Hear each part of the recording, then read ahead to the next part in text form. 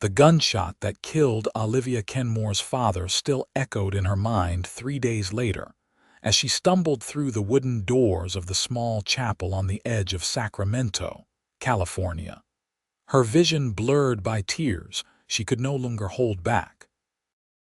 The building was modest, hardly more than 4 rough-hewn walls and a peaked roof with a simple cross mounted above the altar. But it was the only place in town where she thought she might find peace away from the prying eyes and whispered condolences that followed her everywhere since the shooting.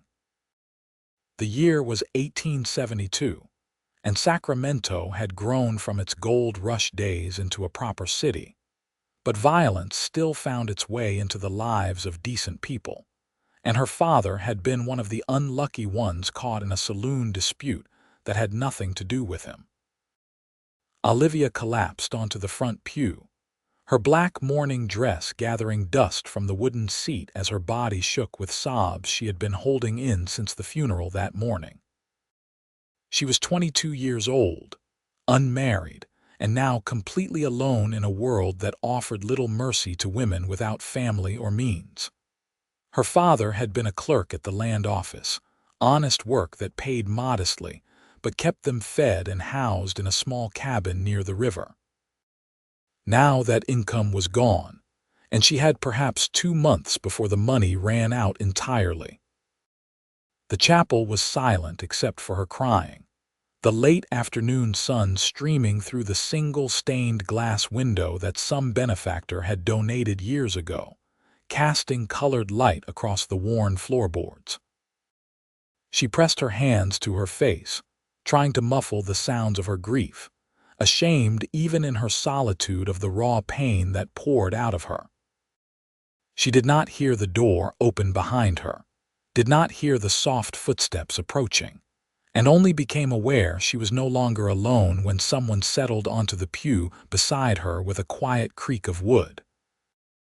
Olivia looked up sharply, ready to flee, but found herself looking into the weathered face of a man perhaps 5 or 6 years her elder, with dark hair that curled slightly at his collar and eyes the color of storm clouds.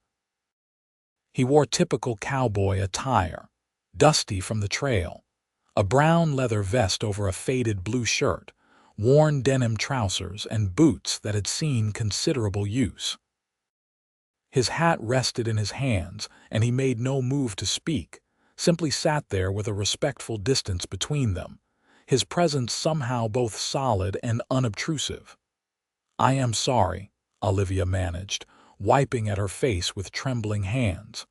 "I did not mean to disturb anyone." "You did not disturb me," the man said quietly, his voice a low rumble that carried an unexpected gentleness. "Sometimes a person needs to cry, and sometimes they need someone to sit with them while they do. I figured you might need the latter." "You do not even know me," Olivia said, confusion cutting through her grief for a moment. "No, madam, I do not. My name is Isaac Winters.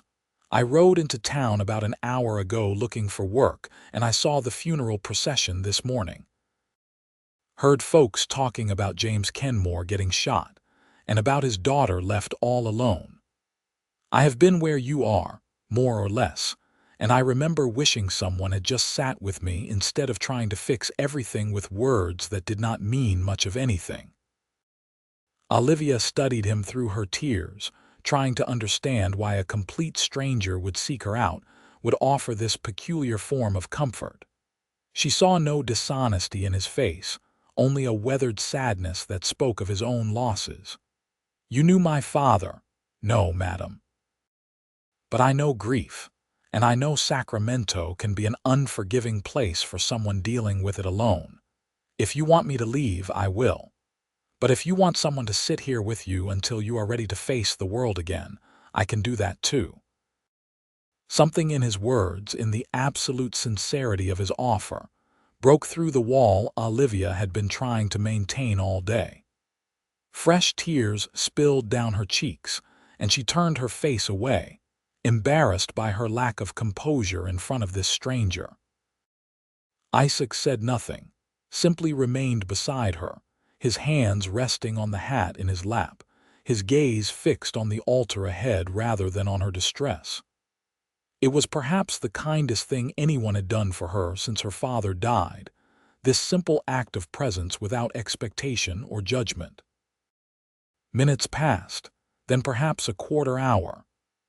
Olivia's sobs gradually subsided into quiet tears, then into the occasional hitching breath as she regained control of herself.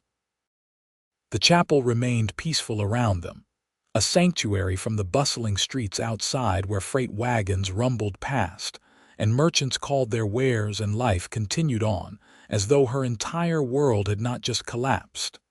"Thank you," she finally whispered, her voice hoarse from crying. "I do not understand why you would do this for a stranger, but thank you." Isaac turned to look at her then, and she saw a deep well of understanding in his eyes. 6 years ago, I lost my whole family to cholera back in Missouri. I was 21, and I did not know what to do with myself after. An old rancher found me sitting by their graves 3 days after the funeral, and he just sat with me for hours without saying a word. When I was ready, he offered me work on his spread, gave me a reason to keep going. He died 2 years back, and I have been drifting since, looking for where I am supposed to be. Maybe I am here because someone needs what that rancher gave me. Maybe that is just how the world works sometimes. The parallel between their experiences was not lost on Olivia. She looked at this man who had sought her out based only on overheard conversations and a memory of his own pain, and felt something shift inside her chest. "I do not know what I am going to do. My father was my only family. The cabin we rented is paid through next month, but after that, I have nothing. Do you have skills? Can you read and write?" "Yes, my father made sure I was educated. I can keep accounts, I can sew reasonably well, I can cook and clean." She heard the desperation creeping into her voice and hated it. "Then you have options, even if they are not obvious right now. Sacramento is growing, and there are always people looking for help. You just have to get through the next few days first, let yourself grieve proper, then figure out the practical things. One step at a time." It was sensible advice, the kind her father might have given her if their situations were reversed. Olivia found herself wanting to believe him, wanting to accept that there was a path forward even if she could not see it yet. "Will you tell me about them? Your family?" Isaac was quiet for a moment, and she thought perhaps she had overstepped, but then he began to speak in that same low, gentle voice. "My pa was a farmer, had a small place outside Independence. My ma was the kindest woman you would ever meet, always taking in strays, human and animal alike. I had a younger sister, Emma, who was 16 and full of dreams about seeing California. We were planning to make the trip west together that spring, but the sickness came through town in March and took them all within a week. I buried them on the hill behind the farm, sold the property, and came west like we had planned. Felt like I owed it to Emma somehow."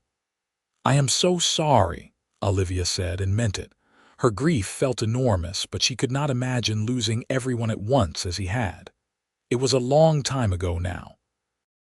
The pain does not ever entirely go away, but it gets easier to carry.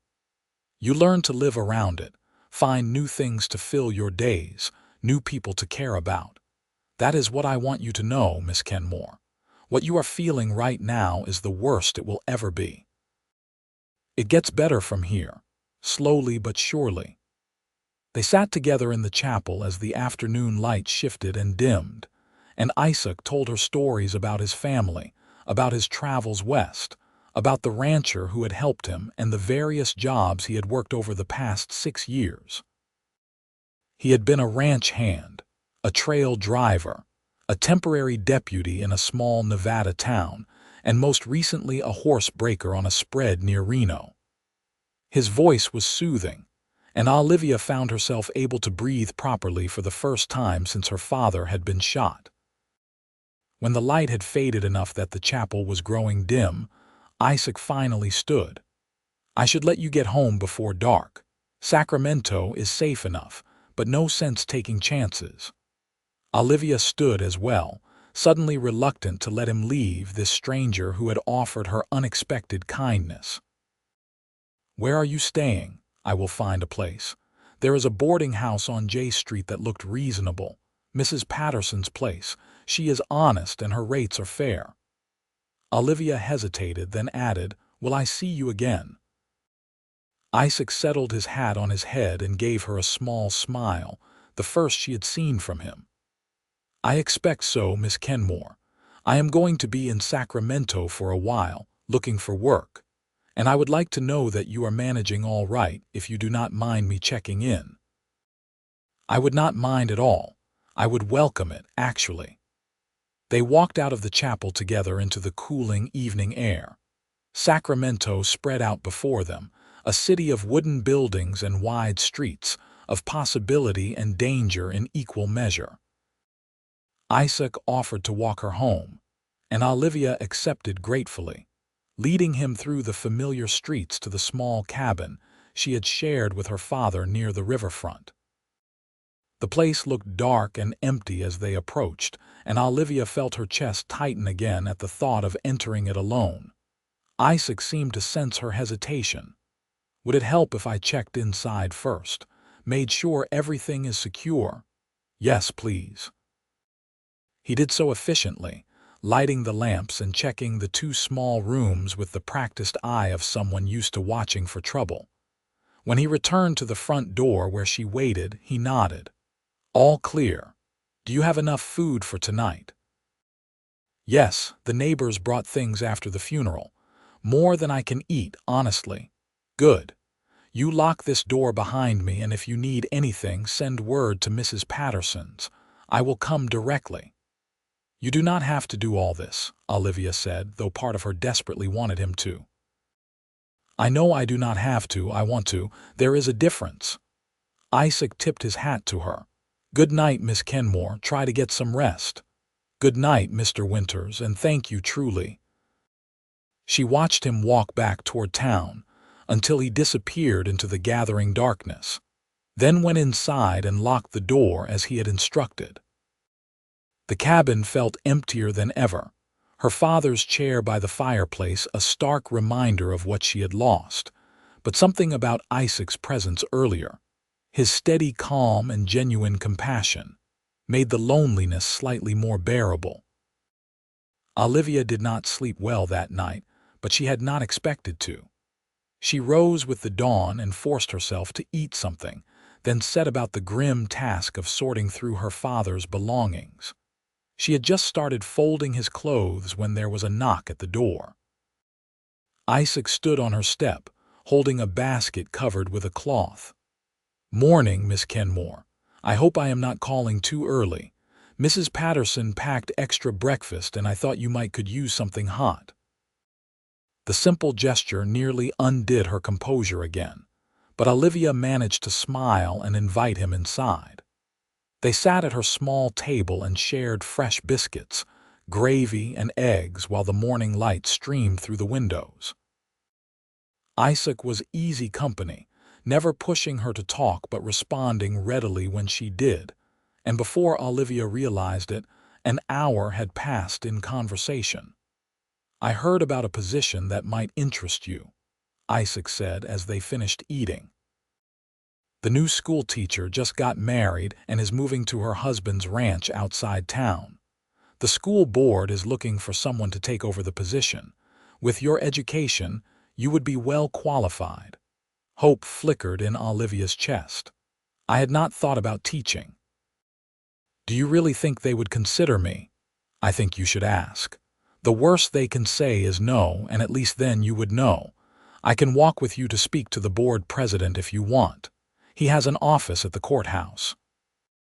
It was happening so fast, this stranger reshaping her life with his practical suggestions and steady support. But Olivia found she trusted him in a way that should have taken weeks or months to develop. Perhaps it was the fact that he had found her at her lowest point and shown her nothing but kindness. Or perhaps it was simply that she recognized in him someone who understood suffering and chose compassion anyway. Yes, I would like that. Let me change into something more presentable. Isaac waited outside while she put on her better dress, still black for morning but less rumpled than what she had been wearing. They walked together through Sacramento's morning bustle to the courthouse, a substantial brick building that spoke to the city's growing importance. Inside, Isaac introduced her to Harold Preston, the school board president, a portly man with impressive sideburns and a kind demeanor. "Miss Kenmore, my condolences on your father's passing. James was a good man." Preston shook her hand warmly. "Now, Mr. Winters here tells me you are interested in the teaching position." "Yes, sir. I can read, write, and do mathematics. My father ensured I had a thorough education, and I have helped teach Sunday school at our church for the past 3 years. I know I do not have formal experience, but I love learning and I would work very hard to give the children a good education." Preston asked her several questions about her education and experience, then had her demonstrate her handwriting and solve a few mathematical problems. Finally, he sat back in his chair and nodded. "The position pays $35 a month, which includes use of the small house behind the schoolhouse. You would be teaching children ages 6 to 14, roughly 20 students. The term starts in 2 weeks, which would give you time to prepare. If you want the job, it is yours." Olivia felt tears spring to her eyes, but these were tears of relief and gratitude rather than grief. "Yes, sir, I want it very much. Thank you." As they left the courthouse, Olivia turned to Isaac with wonder in her expression. "I cannot believe that just happened. Yesterday I had no idea what I was going to do, and now I have employment and a place to live." "You did that yourself, Miss Kenmore. I just pointed you in the right direction. You impressed Preston all on your own.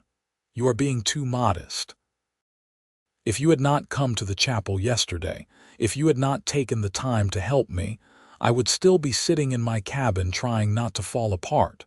You changed everything." Isaac looked embarrassed by her gratitude.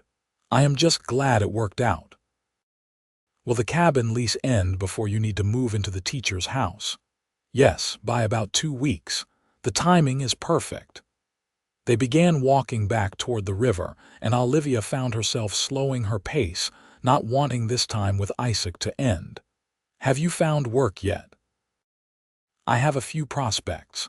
There is a stable that needs someone who knows horses and a freight company looking for drivers. I am supposed to talk to both of them this afternoon." "Will you stay in Sacramento then?" She tried to keep the hopefulness out of her voice, but suspected she failed.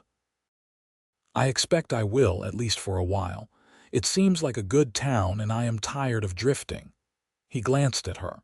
"Plus, I would like to see how you do with the teaching job if you do not mind me taking an interest." "I do not mind at all. In fact, I would very much appreciate it." They reached her cabin, and Isaac prepared to take his leave, but Olivia surprised herself by speaking quickly before he could go. "Would you like to come for dinner tonight? I told you the neighbors brought too much food, and it seems a shame to let it go to waste." "It is the least I can do after everything you have done for me." Isaac's face softened. "I would like that very much, Miss Kenmore. What time should I come by?" 6 o'clock. I will be here." Olivia spent the afternoon cleaning the cabin and preparing the best meal she could from the provisions she had.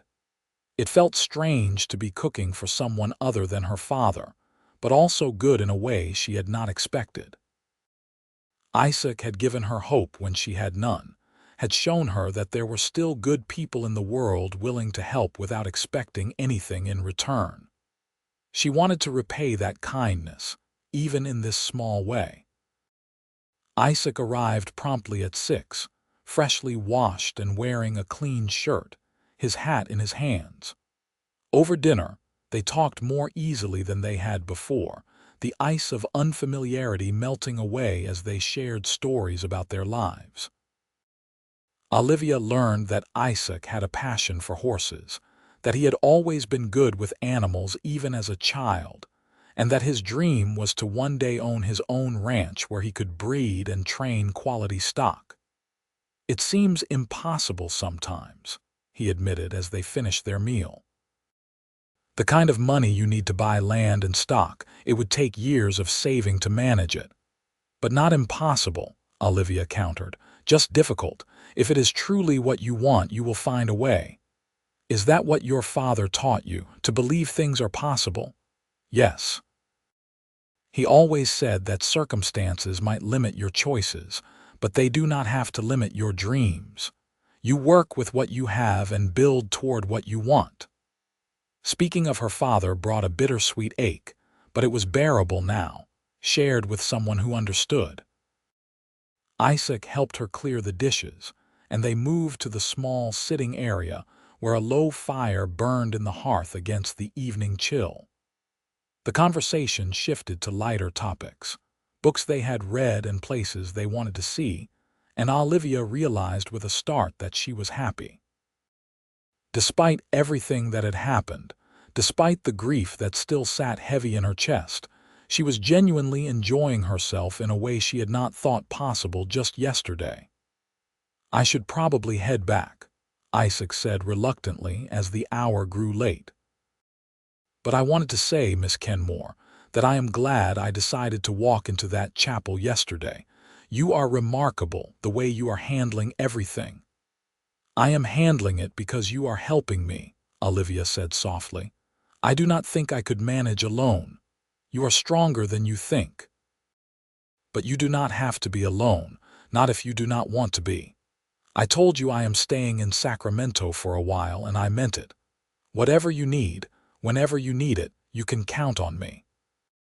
It was a promise that should have seemed too much from someone she had known less than 2 days, but somehow it felt right, as though the crisis that had brought them together had accelerated something that would have developed anyway, given time. Olivia walked him to the door, and they stood there for a moment in awkward silence before Isaac put his hat on and bid her good night. Over the following days, Isaac became a constant presence in Olivia's life. He secured the job at the stable, working long hours training and caring for the horses, but he always found time to check on her, to help her sort through her father's belongings, to accompany her to meetings about the teaching position. He was there when she finally broke down sorting through her father's papers, and found the letters her mother had written before she died when Olivia was just a child. He was there when she needed help moving her few possessions from the cabin to the small teacher's house behind the schoolhouse. He was simply there, steady and reliable, asking nothing but offering everything. Olivia found herself thinking about him constantly, looking forward to his visits, missing him when a day passed without seeing him. She had never had much time for courting before, too busy helping her father and managing their household, but she recognized what was happening. She was falling in love with Isaac Winters, this gentle cowboy who had found her crying in a chapel and decided to stay. The realization both thrilled and terrified her. It had only been 2 weeks since her father died, and here she was developing deep feelings for a man who had been a stranger such a short time ago. It felt wrong somehow, disrespectful to her father's memory, but it also felt like the most natural thing in the world. She was preparing for the first day of school, arranging the classroom and reviewing her lessons, when Isaac appeared in the doorway of the schoolhouse. "How are you feeling?" "Nervous, terrified," Olivia admitted. "What if I am terrible at this? What if the children hate me?" Isaac crossed the room to stand beside her desk. "They are going to love you. You are smart and kind and patient. Those are the qualities that make a good teacher. You are going to do wonderfully." "How can you be so sure?" "Because I have watched you these past 2 weeks. seen how you handle adversity, how you care about doing things right. If you bring that same energy to teaching, those children will be lucky to have you." Olivia looked up at him, at this man who believed in her even when she doubted herself, and something in her expression must have given her away because Isaac's gaze softened. The air between them suddenly felt charged, heavy with unspoken words and feelings that had been building since that first evening in the chapel. "Olivia," Isaac said quietly, using her given name for the first time. "I need to tell you something, and I hope it does not offend you or make you uncomfortable. These past 2 weeks, getting to know you, helping you through the worst time of your life, it has meant more to me than I know how to express. You have become important to me in a way I did not expect and was not looking for. I care about you, more than I probably should given the short time we have known each other." Her heart was pounding so hard she was certain he must be able to hear it. "You do not offend me." "I care about you too, Isaac. I have been trying not to, because it seemed wrong so soon after losing my father, but I cannot help how I feel. You have been everything to me these past weeks. More than a friend, more than just someone helping out of obligation. You matter to me. Then can I court you properly? I know the timing is not ideal and I do not have much to offer right now beyond a stable job and whatever future I can build, but I want to try. I want to see where this might go." "Yes," Olivia said without hesitation. "Yes, I would like that very much." Isaac smiled, that rare, full smile she had only seen a handful of times, and reached out to gently take her hand. The touch was electric, even through the propriety of their circumstances, and Olivia felt heat rise to her cheeks. "Then we will take this slow and do it right," Isaac said. "I will call on you properly and we will see each other in public, and I will be the most respectful suitor Sacramento has ever seen. But I want you to know, Olivia Kenmore, that I am serious about this, about you. I know you are. I trust you, Isaac. That is what makes this feel right, even though it is happening so fast."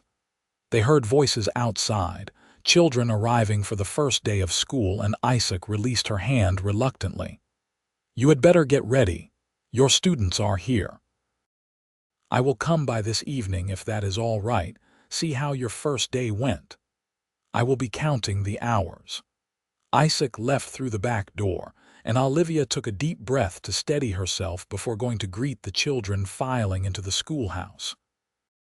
She pushed her personal feelings aside and focused on the task at hand, introducing herself to 20 curious young faces ranging from a 6-year-old girl with pigtails to a gangly 14-year-old boy who looked skeptical about having a young female teacher. The day was challenging but ultimately rewarding. Olivia discovered she had a knack for explaining concepts clearly and maintaining order without being harsh. The children responded well to her patient manner, and by the time the final student left that afternoon, she felt exhausted but accomplished. True to his word, Isaac appeared at her door that evening with a bouquet of wildflowers he must have picked on his way from the stable. For the new teacher, to celebrate a successful first day. Olivia accepted them with delight, arranging them in a glass jar since she had no proper vase. They sat on her small porch, and she told him about the day while the evening cooled around them. It was peaceful and domestic, the kind of scene that spoke to a future she had not dared imagine just weeks ago. The courtship that followed was everything Isaac had promised, proper and public, but no less intense for its respectability. He called on her 3 or 4 evenings a week, and they walked together through Sacramento's streets or sat on her porch talking until the stars came out. On Sundays after church, he would take her for rides in a borrowed buggy out into the countryside, showing her the land he dreamed of owning someday. Olivia discovered new facets of Isaac's character with each passing week. She learned that he was patient and thoughtful, that he had a quiet sense of humor that caught her off guard, that he was incredibly competent at nearly everything he attempted. She saw the way he was with horses, gentle but firm, commanding respect without cruelty. She watched him help an elderly neighbor repair a fence without being asked, and step in to break up a fight outside a saloon with calm authority that prevented anyone from getting hurt. The people of Sacramento began to see them as a couple, and Olivia heard the whispers, the speculation about the young teacher and the cowboy who had arrived in town around the same time she was orphaned. Some thought it was too fast, inappropriate for her to be courting so soon after her father's death. Others were more charitable, recognizing that life was hard and a woman alone needed security. Olivia tried not to care what anyone thought, but some of the comments stung. Isaac noticed her troubled expression one evening as they walked along the river. "What is bothering you? People are talking. About us, about how quickly this happened. Some of them think I am being disrespectful to my father's memory." Isaac stopped walking and turned to face her fully. "Do you think you are being disrespectful?" "No. I think my father would want me to be happy and secure, and you make me both those things. But it still bothers me, knowing people are judging. People always judge. It is what they do when they have nothing better to occupy their time. What matters is what you know to be true in your own heart. You loved your father and you mourned him properly. Finding happiness again does not diminish that. It honors it, because it means you are choosing to live fully despite your loss. How did you get so wise? Hard experience. When my family died, I spent months feeling guilty every time I laughed or enjoyed something. It felt wrong to be happy when they were gone. Then the rancher who helped me told me something I never forgot. He said the dead do not want us to stop living. They want us to live enough for both them and us, to experience joy on their behalf. Once I understood that, I was able to move forward. Olivia felt tears prick her eyes, but they were good tears, cleansing. Thank you for understanding. Thank you for being exactly what I needed. You are what I needed too. I just did not know it until I walked into that chapel and saw you. As fall turned to winter in Sacramento, the relationship between Olivia and Isaac deepened into something neither could deny. She was completely in love with him, and he made it clear through both words and actions that he felt the same. They had not spoken explicitly of marriage yet, but it hung in the air between them, an unspoken understanding that they were building toward a life together. Just before Christmas, Isaac arrived at her door looking nervous in a way she had never seen him before. "Olivia, can we talk? I have something important to discuss." She invited him in, her heart racing with anticipation and a touch of fear. Isaac paced her small sitting room for a moment before stopping in front of her. "I have been saving money since I arrived in Sacramento. Every spare cent from my work at the stable has gone into an account at the bank. I have been working extra hours, taking on additional jobs, and I finally have enough. There is a piece of land for sale about 10 miles outside town, 80 acres with good water and grazing. The owner is getting old and wants to move to San Francisco to be near his daughter. He is offering it for a fair price, and I can afford it if I stretch my savings." "Isaac, that is wonderful. Your dream of owning a ranch, it is happening." "It could happen, yes. But that is what I need to talk to you about. If I buy this land, I will be starting from nothing. Building a ranch takes years of hard work with no guarantee of success. I would be asking you to share that struggle, to give up the security of your teaching position for an uncertain future. But I do not want to build this dream without you, Olivia. These past months with you have been the happiest of my life, and I cannot imagine a future that does not have you in it." He dropped to one knee then, pulling a simple gold band from his pocket. "Olivia Kenmore, will you marry me? Will you take a chance on building a life together, even though it will not be easy and there are no guarantees. Olivia felt her throat tighten with emotion. Everything she wanted was wrapped up in this moment. This man offering her not just security but partnership, not just protection but love. Yes, Isaac Winters. Yes, I will marry you. I do not care if it is hard or uncertain. I would rather struggle with you than live comfortably with anyone else. Isaac stood and slipped the ring onto her finger, then pulled her into his arms and kissed her for the first time. It was gentle and passionate all at once, full of promise and restraint, and Olivia felt like her heart might burst from happiness. They married 2 weeks later in the same chapel where Isaac had first found her crying, with half of Sacramento in attendance. Olivia wore a simple white dress borrowed from Mrs. Patterson, and Isaac wore his best clothes, freshly brushed and pressed. The ceremony was brief but heartfelt, and when the minister pronounced them husband and wife, Olivia felt her father's presence like a blessing, as though he was watching over them and approving. The wedding breakfast was held at the schoolhouse, with the entire community contributing food and drink. Olivia's students presented her with a handmade quilt for her new home, each square decorated with drawings and messages. It was one of the most touching gifts she had ever received, and she hugged each child who had contributed. Isaac had arranged for a temporary replacement teacher through the end of the school term, giving Olivia time to help establish the ranch before finding someone permanent for the position. That afternoon, they loaded their few possessions into a wagon Isaac had purchased and set out for their new property. The land was beautiful, rolling hills covered in wild grass with a creek running through the eastern section. The previous owner's cabin was small but sturdy, built of logs and stone with a good fireplace and windows that let in plenty of light. It was the most wonderful place Olivia had ever seen because it was theirs, a blank canvas on which they could paint their future together. That first night, lying in Isaac's arms in their marriage bed, Olivia felt a peace she had not known since before her father's death. "Thank you," she whispered into the darkness. "For what? For finding me, for staying, for giving me a reason to believe in happiness again." Isaac tightened his arms around her. "You gave me the same thing. We saved each other, I think."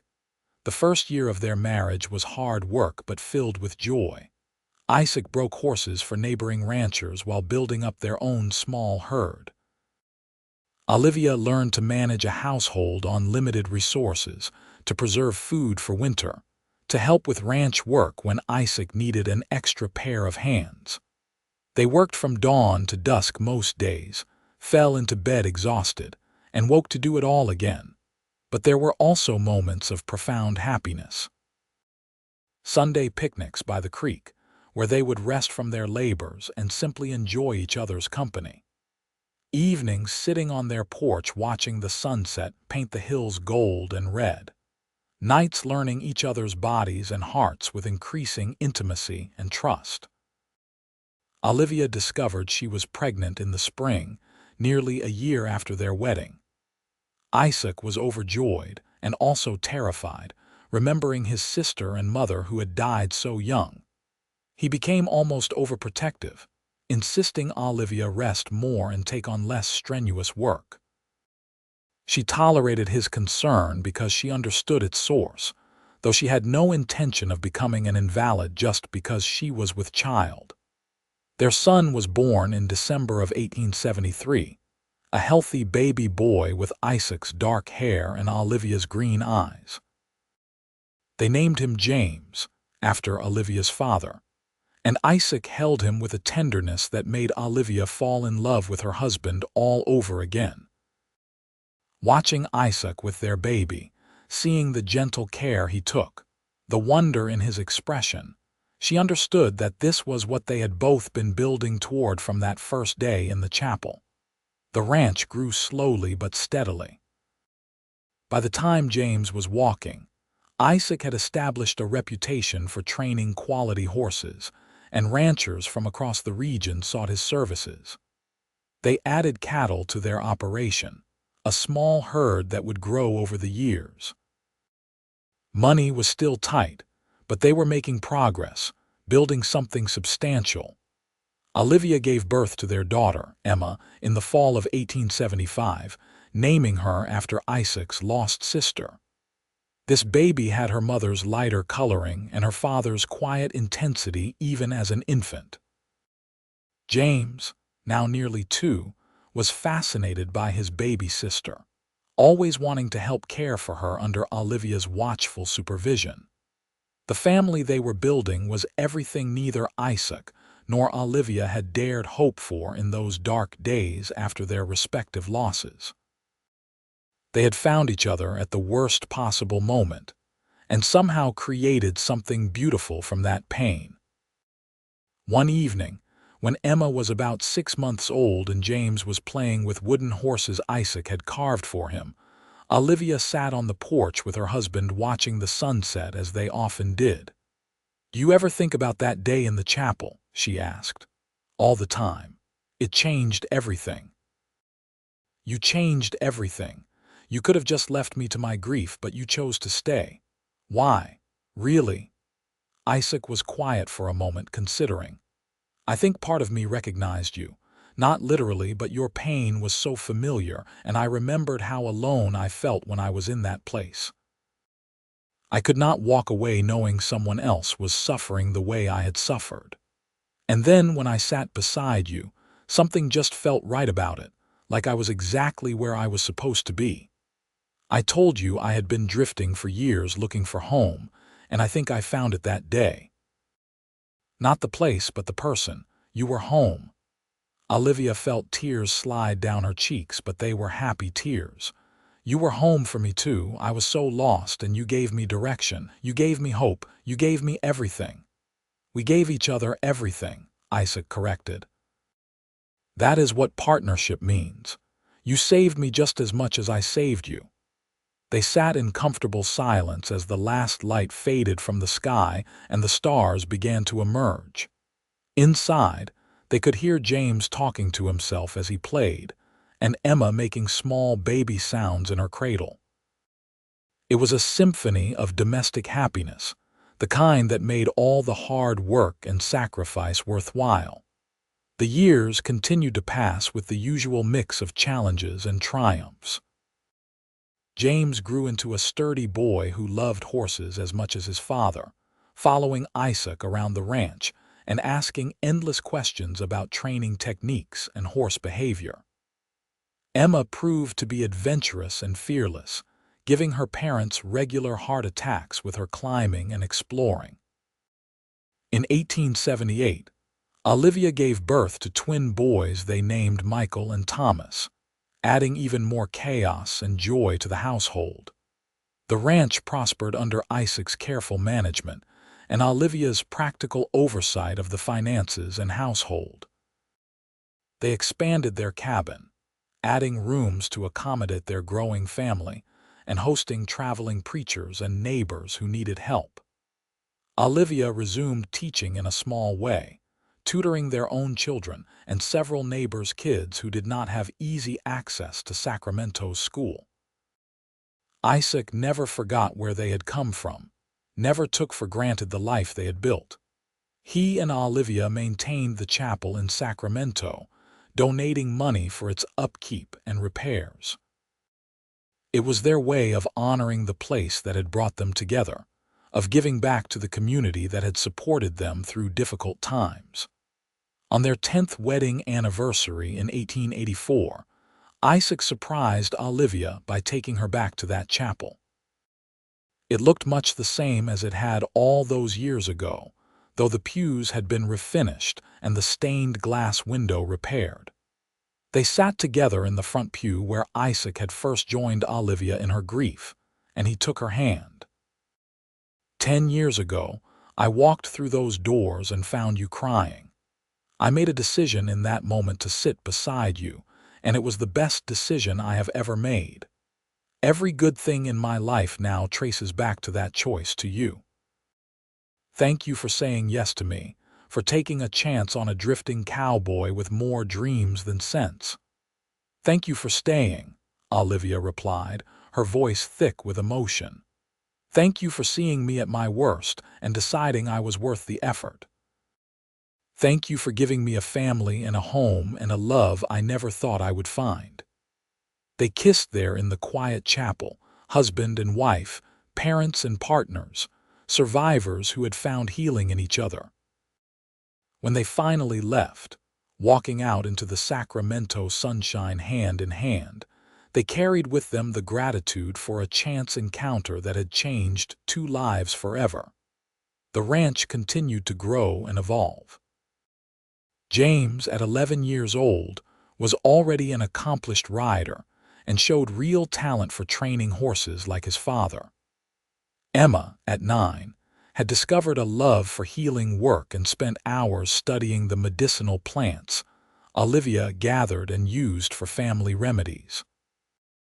The twins, now 6, were handfuls of energy who kept everyone on their toes with their imaginative games and constant questions. Isaac had achieved his dream of owning a successful ranch, but he always said his real success was measured in the family he and Olivia had created together. He taught their children about hard work and integrity, about the importance of helping others and never forgetting where you came from. Olivia taught them reading and writing, arithmetic and history, but also kindness and resilience, the lessons she had learned through her own trials. In 1887, Olivia gave birth to their 5th child, a daughter they named Sarah. At 37 years old, Olivia had thought her childbearing days were over, but Sarah arrived healthy and strong, the baby of the family who was immediately adored by her older siblings. Isaac, now 42, joked that they were building their own small town, but the joy in his eyes belied any complaint. The community around their ranch had grown as well. New families had settled nearby, drawn by the rich land and opportunity. Isaac and Olivia found themselves as informal leaders, people others came to for advice or help. They hosted barn raisings and harvest celebrations, and their home became known for its hospitality and warmth. One autumn evening, when the work was done and the children were settled for the night, Olivia and Isaac sat on their porch watching the stars emerge. It had become their ritual over the years, this quiet time together at the end of each day. "Do you ever regret it?" Olivia asked. "The hard work, the struggles, all the years of building this from nothing." Isaac looked at her with surprise. "Never, not once. Why would you ask that?" "Sometimes I worry that I have made your life harder than it needed to be. If you had married someone with money or connections, someone who could have helped you achieve your dreams faster." Isaac reached over and took her hand, a gesture so familiar after 15 years of marriage that it felt like breathing. "Olivia, you are my dream. This ranch, our children, the life we have built together, none of it would mean anything without you. You made me whole when I was broken. You gave me purpose when I was drifting. Every challenge we have faced has been worth it because we faced it together. I could have had all the money and land in California, and it would have been empty without you beside me. I love you, Isaac Winters, more now than the day we married, which I would not have thought possible. I love you too. You are my heart, Olivia. You always will be." They sat together in the comfortable silence of long companionship, watching the stars wheel overhead and listening to the night sounds of their ranch. Inside, their children slept safely, the future bright with possibility because two people had found each other on the worst day of one person's life and chosen to build something beautiful from that pain. As the years continued to pass, the Winters Ranch became one of the most respected operations in the Sacramento area. James took over more of the day-to-day training work, having inherited his father's gift with horses. Emma went to Sacramento to study with a doctor there, determined to bring medical care to the rural areas that needed it. The twins, Michael and Thomas, showed interest in expanding the cattle operation, wanting to try their hands at ranching on a larger scale. Young Sarah, growing up surrounded by her older siblings' ambitions, was still finding her own path, but showed promise in everything she attempted. Isaac and Olivia watched their children grow with pride and occasional melancholy, knowing that soon enough the house would be emptier as the older ones moved on to their own lives. But there was satisfaction, too, in seeing that the values they had tried to instill, the lessons about hard work and compassion and family, had taken root. In 1892, 20 years after that fateful day in the chapel, James married a young woman from a neighboring ranch. The wedding was held on the Winters property, a grand celebration that drew people from across the region. As Olivia watched her firstborn exchange vows, she felt Isaac's hand slip into hers. "Time passes so quickly," she murmured. "It does, but we have used it well, you and I. We have made a good life, the best life." Shortly after James's wedding, Emma announced she would be opening a medical practice in a small town north of Sacramento, serving the mining and ranching communities there. She had completed her studies and was eager to put her knowledge to work. Isaac and Olivia helped her establish the practice, proud beyond measure of their daughter's determination and skill. The twins, now nearly 14, were already as tall as their father and showing his same quiet competence with both horses and cattle. They talked constantly about their plans for the future, ideas about breeding programs and market strategies that showed sophisticated thinking. Isaac worked with them patiently, teaching them everything he knew while encouraging them to develop their own approaches. Sarah, at 5 years old, was the light of everyone's life, precocious and loving, always asking questions and wanting to help with everything. She followed Olivia everywhere, absorbing knowledge about running a household and managing the business side of the ranch operations. One day in the late spring of 1893, Olivia realized she was pregnant again at 43 years old. The news was both shocking and thrilling, though Isaac immediately worried about the risks of a pregnancy at her age. But Olivia felt strong and healthy, and she convinced him that everything would be fine. Their 6th child, a son they named Peter, was born in January of 1894. The birth was harder than her previous ones, and for a few frightening hours, Isaac thought he might lose her. But Olivia's strength pulled her through, and baby Peter entered the world healthy and squalling. The family rallied around them, James and his wife helping manage the ranch while Olivia recovered, Emma coming home to provide medical care, and the twins and Sarah taking on extra household duties. As Olivia held her youngest child, surrounded by her family in the home she and Isaac had built together, she thought back to that 22-year-old girl crying in a chapel, certain her life was over. If only she could have seen this future, could have known that the worst day of her life would lead to the best days, to a love story that exceeded anything she might have imagined. Isaac sat beside her on the bed, looking at their newest son with the same wonder he had shown at each birth. "6 children, we have 6 children, Olivia, we do. A full house and a full heart. Do you think we are done now?" There was humor in his voice, but also real curiosity. "I think we are done. 6 is plenty, and I am not getting any younger, but what a gift they all are, Isaac, every one of them. Like their mother." The years continued their steady march forward. Peter grew from baby to toddler to young boy under the watchful eyes of his parents and older siblings. James and his wife presented Isaac and Olivia with their first grandchild in 1895, a baby girl named Olivia after her grandmother. Emma found love with a fellow doctor, and married in 1896, though she continued her medical practice. The twins took over more of the ranch operations as Isaac, now in his early 50s, began to step back slightly from the most physically demanding work.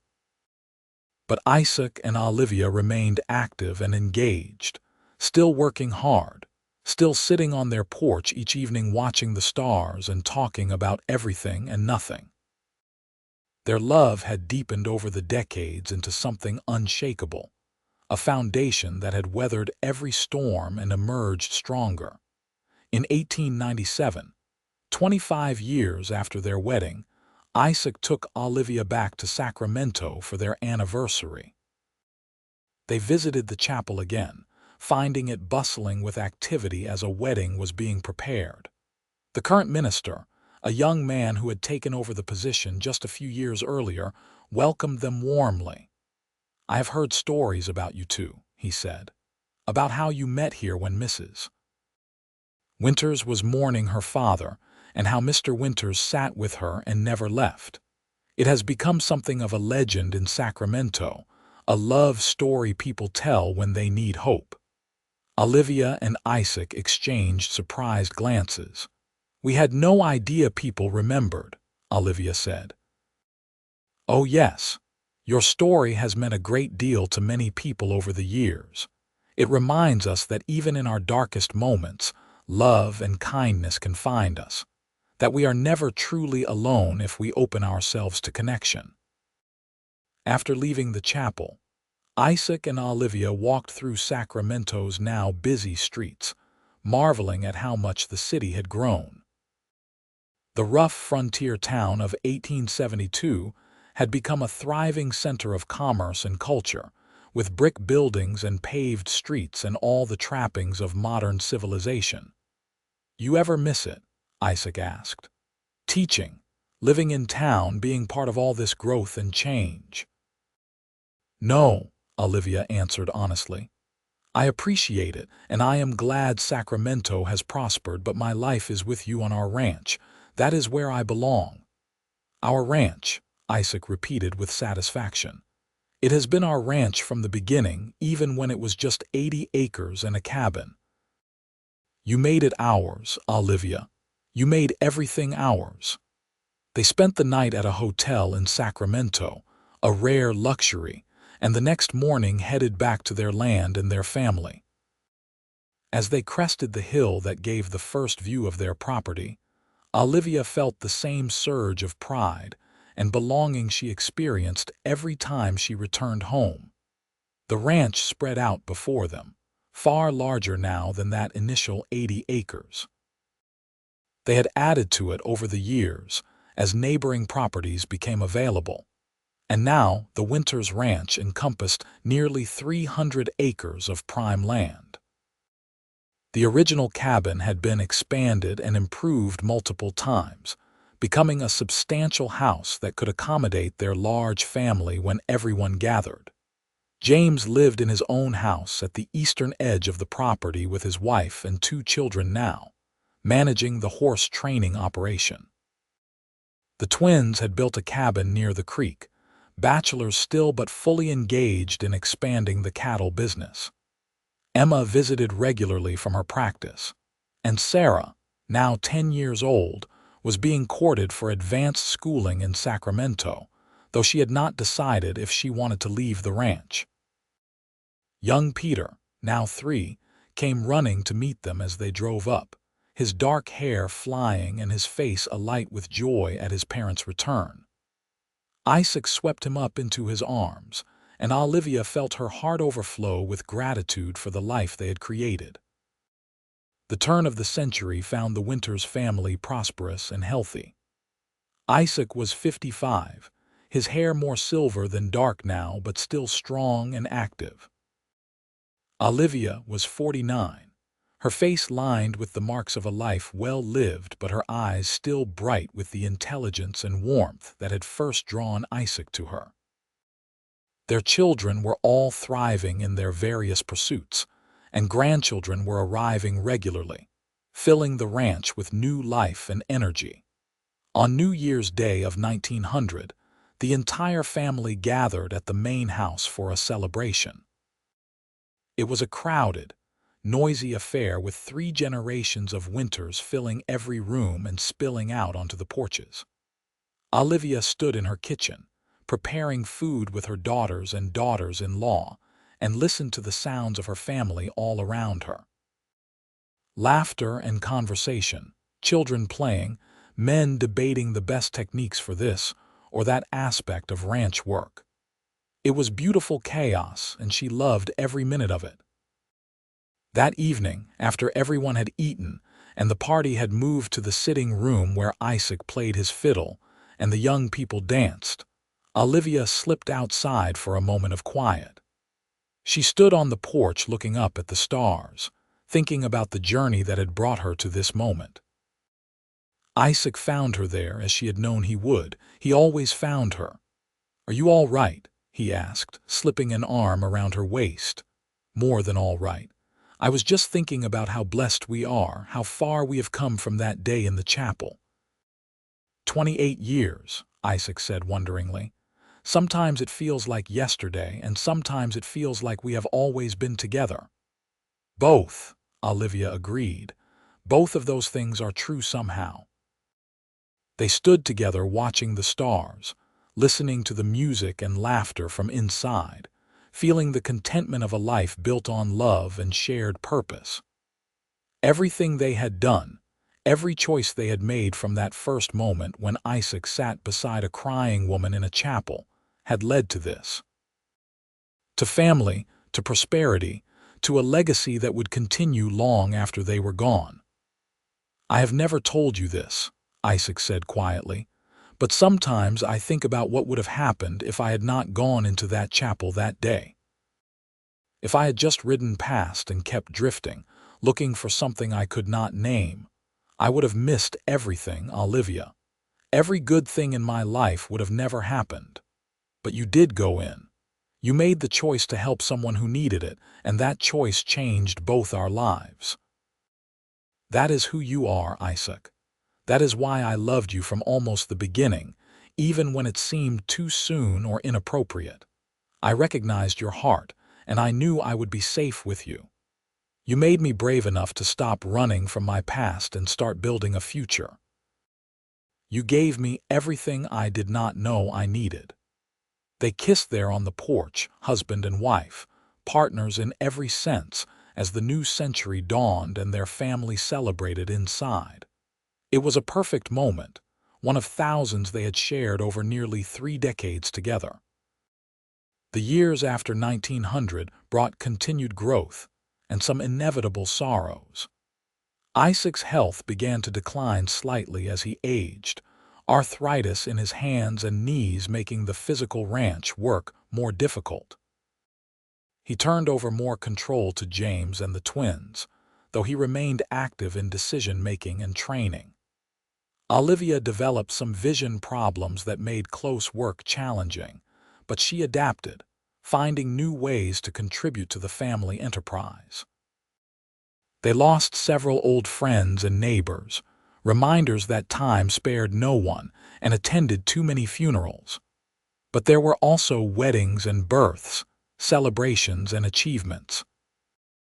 The ranch continued to prosper under the management of the second generation, and the third generation was beginning to show interest in carrying on the family business. In 1905, on a warm spring evening, Isaac and Olivia sat on their porch as they had done thousands of times before. Isaac's health had been declining more noticeably over the past year, and they both knew he did not have many years left, though neither spoke of it directly. "No regrets?" Olivia asked, the same question she had posed so many years ago. "Not a single one," Isaac replied firmly. "I have lived a full life, loved deeply, and built something lasting. When my time comes, I will go grateful for every minute I had with you." "Do not talk like that. You are going to be around for years yet." "Maybe, but whether it is years or days, I want you to know something, Olivia. You saved my life that day in the chapel just as surely as I helped save yours. I was a man without purpose or direction, drifting through life without real connection to anyone or anything. You gave me a reason to stay in one place, to build instead of wander, to love instead of just survive. Everything good about my life came from the choice to sit beside you when you were crying. I have never regretted that choice, not for one moment. Olivia felt tears slide down her cheeks. You are my heart, Isaac Winters. You always have been and you always will be. Whatever time we have left, whether it is years or days as you say, I am grateful for every moment. They held hands and watched the sunset paint the sky in brilliant colors. Two people who had found each other in tragedy and built a love story that had sustained them through 3 decades of life's joys and challenges. Isaac lived another 3 years, active and engaged until nearly the end. He died peacefully in his sleep in the winter of 1908, at the age of 63, with Olivia beside him as she had been beside him for 36 years. The funeral was the largest Sacramento had ever seen, with hundreds of people coming to pay respects to the man who had built a successful ranch and raised a remarkable family. Olivia mourned her husband deeply, but she did not collapse under the weight of this grief as she had with her father. Isaac had taught her resilience, had shown her that life continued even after devastating loss, and she honored his memory by continuing to live fully. She remained active in managing the ranch's business affairs, played with her grandchildren and great-grandchildren, and maintained the home she and Isaac had built together. She often visited the chapel in Sacramento, where they had first met, sitting in that same front pew and remembering the broken girl she had been and the gentle cowboy who had chosen to stay beside her. The current minister always welcomed her warmly, and sometimes she would speak to young people who were struggling, sharing her story as a testament to the power of kindness and the unexpected ways love could find you. In 1912, on what would have been their 40th wedding anniversary, Olivia returned to the chapel and found a group gathered there. James had organized a memorial service to honor both his father's memory and his parents' love story. The chapel was full of family and friends, people whose lives had been touched by Isaac and Olivia's partnership. James spoke about his father's integrity and his mother's strength, about the example they had set for their children and the legacy they had created. Emma shared stories about her father's encouragement of her unconventional career choice and her mother's practical support. The twins talked about the business lessons they had learned from both parents working together. Peter, now 18 and preparing to attend university, spoke about growing up surrounded by the love his parents had for each other and how it had shaped his understanding of what marriage should be. But it was Sarah, now 23 and a teacher in Sacramento, who perhaps captured it best. My parents' story began with an act of pure compassion. My father saw someone in pain and made the simple choice to sit beside her and offer presence instead of words. That choice changed 2 lives and created a family that has now expanded to include 3 generations. It reminds us that our choices matter, that kindness has ripples we cannot always foresee, and that love can bloom even in the darkest circumstances. My father may be gone, but the love he and my mother built continues to surround us all. Olivia listened to her children speak about the life she and Isaac had created together, and she felt a peace settle over her. They had done it. They had taken tragedy and loss and transformed it into something beautiful and lasting. Isaac's legacy was not just the ranch or the horses he had trained, or even the children they had raised. His legacy was the love he had shown when he sat beside a crying woman in a chapel and never left. Olivia lived another 8 years after Isaac's death, dying peacefully in 1920 at the age of 70. She was surrounded by her children, grandchildren, and even a few great-grandchildren when she passed. Her last words a whispered Isaac that made everyone in the room cry and smile at the same time. The Winters Ranch continued to operate for generations after that, always managed by descendants of Isaac and Olivia. The story of how they met, the cowboy and the grieving girl in a chapel in 1872, became a treasured family legend, passed down to each new generation as a reminder of where they came from and the values their ancestors had held dear. The chapel in Sacramento remained standing through wars and economic changes and all the upheavals of the 20th century. A plaque was eventually placed on the front pew where Isaac had first sat beside Olivia, commemorating their meeting and the love story that had grown from that moment of compassion. Couples getting married at the chapel would often sit in that pew before their ceremonies, hoping that some of the magic that had blessed Isaac and Olivia's union might touch their own. The simple truth was that Isaac Winters had found Olivia Kenmore crying in a chapel on the worst day of her life, had made the choice to sit beside her, and had never left. From that one act of kindness had grown a love that had sustained them through 3.5 decades of marriage, that had created a family spanning multiple generations, and that had touched countless lives in ways they could never have imagined that first afternoon. It was a love story for the ages, proof that sometimes the most profound connections begin in the most unexpected ways, and that choosing compassion over indifference can change not just one life but many. Isaac and Olivia had found each other when both needed saving, and they had built a life together that honored the second chances they had been given. Their legacy was not measured in acres or cattle or even in the successful children they had raised, but in the love they had shown each other every single day, from that first meeting in the chapel until death finally parted them. And if love could transcend death as the story suggested, then surely Isaac and Olivia were together still, sitting side by side as they always had, watching over the family they had created and the land they had built together, their hands intertwined for eternity as they had been in life. The cowboy had found her crying in the chapel, had sat beside her, and had never left. It was a promise kept across 4 decades and beyond, a love story that proved the best things in life often came from the simplest acts of human kindness and connection.